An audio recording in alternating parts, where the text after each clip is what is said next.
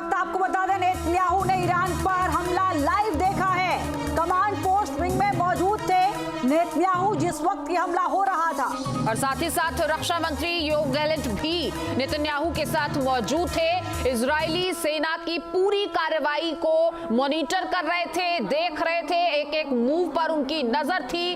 और ये तस्वीरें भी उसी चर्चा की, उसी रूम की, उसी कंट्रोल रूम की कही जा सकती हैं जहां से इस पूरे ऑपरेशन पर नजर रखी जा रही थी और प्रधानमंत्री खुद इस पूरे ऑपरेशन को मॉनिटर कर रहे थे।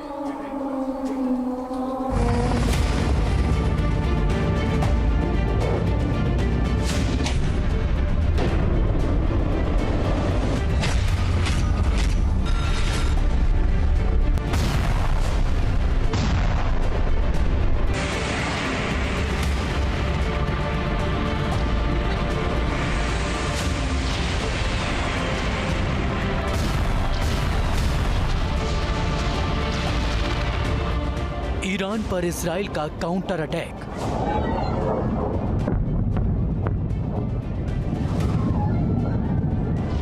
धमाकों से दहला तेहरान।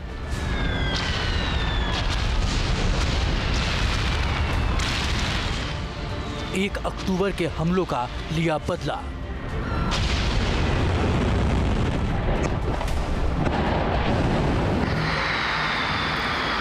आईडीएफ के 100 से ज्यादा फाइटर जेट्स ने बोला हमला।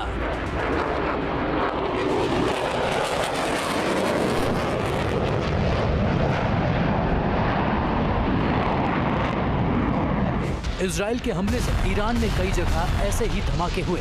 आईडीएफ के फाइटर जेट्स ने ईरान के सैन्य ठिकानों को टारगेट कर हमला किया।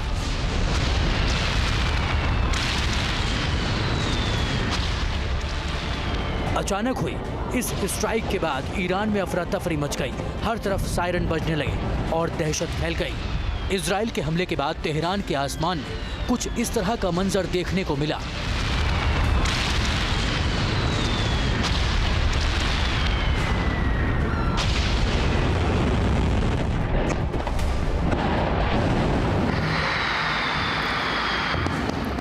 ईरान में लोग जब गहरी नींद में सो रहे थे तभी इजराइल ने भीषण हमला कर दिया। इजराइल की एयरफोर्स ने तेहरान और कराच समेत 5 शहरों में 10 से ज्यादा ठिकानों पर तबाही मचाई।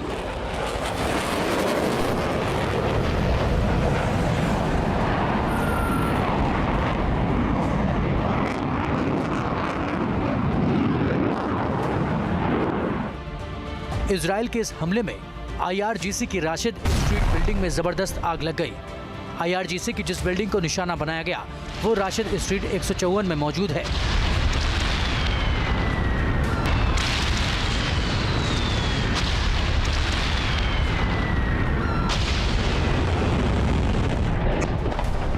इजराइल के प्रधानमंत्री बेंजामिन नेतन्याहू खुद ईरान पर हमले की मॉनिटरिंग कर रहे थे। हमले के दौरान वो तेल अवीव के डिफेंस हेडक्वार्टर में मौजूद थे। उनके साथ इजराइल के रक्षा मंत्री योव गैलेंट भी मौजूद थे। इजराइल की एयर स्ट्राइक 1 अक्टूबर के मिसाइल अटैक का बदला है। हिजबुल्लाह चीफ हसन नसरल्लाह की मौत के बाद ईरान ने 1 अक्टूबर को तेल अवीव में हमला किया था। ईरान पर इजराइल का अटैक उसी का जवाब है। हमले के बाद इजरायली सेना ने जवाबी कार्रवाई को अपना रक्षाधिकार बताया। In response to months of continuous attacks from the regime in Iran against the state of Israel, right now, the Israel Defense Forces is conducting precise strikes on military targets in Iran. The regime in Iran and its proxies in the region have been relentlessly attacking Israel since October 7th on 7 fronts, including direct attacks from Iranian soil. Like every other sovereign country in the world, the State of Israel has the right and the duty to respond. Our defensive and offensive capabilities are fully mobilized. We will do whatever necessary to defend the State of Israel and the people of Israel. Tehran समेत अलग अलग शहरों पर Israel के हमले के बाद Iran ने अपना एयर स्पेस एहतियात के तौर पर बंद कर दिया। इजराइल ने जिस तरह ईरान के ठिकानों को निशाना बनाया उससे साफ है कि उसने पूरी तरह पुख्ता प्लानिंग की थी। سمعنا في هذه اللحظات पहले से उन ठिकानों को चुन लिया था जहां हमला करना है। सबसे अहम बात यह है कि इजराइल ने अपने हमलों में ईरानी परमाणु ठिकानों और ऑयल फील्ड को निशाना नहीं बनाया। शुरुआत में यह आशंका जताई जा रही थी कि आईडीएफ की एयर स्ट्राइक ईरान में न्यूक्लियर बेस पर हो सकती है, लेकिन हमला सिर्फ सैन्य ठिकानों पर ही किया गया। मैसेज भी है ईरान के लिए कि आइंदा से दोबारा मत करना, मगर ईरान मुझे लगता नहीं कि अब इसके बाद इतना कुछ होने के बाद अब चुप भी बैठेगा। वो चुप तो नहीं बैठेगा मेरे ख्याल से, और युद्ध में कोई भी किसी भी साइड से दोनों तरफ से आग बराबर की लगी हुई है, बराबर का उसमें दोनों में लड़ने की भावना है अभी इस टाइम पे। तो ना ही ईरान चुप बैठेगी ना ही इजराइल, तो यानी कि अभी और एस्केलेट होगा युद्ध, और ये एक डेंजरस डेवलपमेंट है। आईडीएफ के हमले से सेंट्रल तेहरान में भी धमाकों की आवाज सुनाई दी। ताबड़तोड़ स्ट्राइक के बाद कई लोग घरों की छतों पर दिखाई दिए और इजराइल की ओर से की जा रही बमबारी से खौफजदा नजर आए। इजराइल की स्ट्राइक के बाद कई इमारतों से धुआं निकलता नजर आया। इजराइल की जवाबी कार्रवाई के बाद अब सवाल उठने लगे हैं कि आगे क्या होगा। क्या मिडिल ईस्ट की यह जंग पूरी दुनिया को अपनी चपेट में ले लेगी? Team news nation. Iran against the state of Israel. Right now, the Israel Defense Forces is conducting precise strikes on military targets in Iran. The regime in Iran and its proxies in the region have been relentlessly attacking Israel since October 7th on 7 fronts, including direct attacks from Iranian soil. Like every other sovereign country in the world, the State of Israel has the right and the duty to respond. Our defensive and offensive capabilities are fully mobilized. We will do whatever necessary to defend the State of Israel and the people of Israel.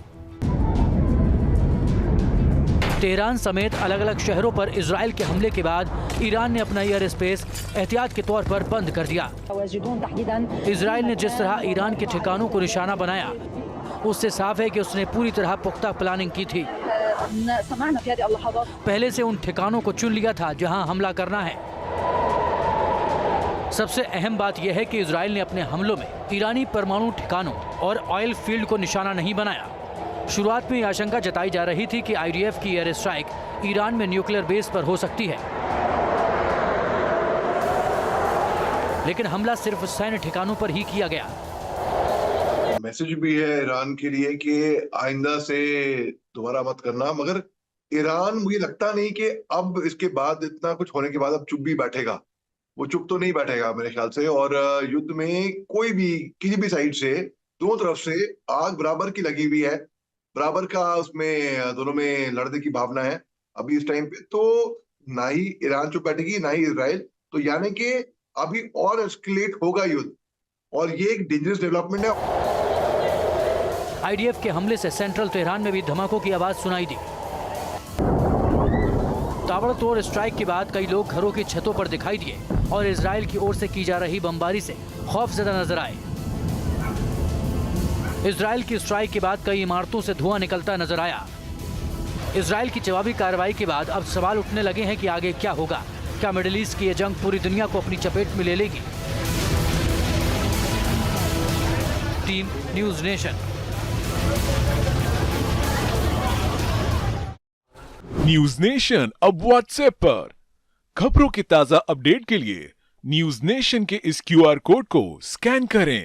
News nation अब WhatsApp पर खबरों के ताजा update के लिए news nation के इस QR code को स्कैन करें।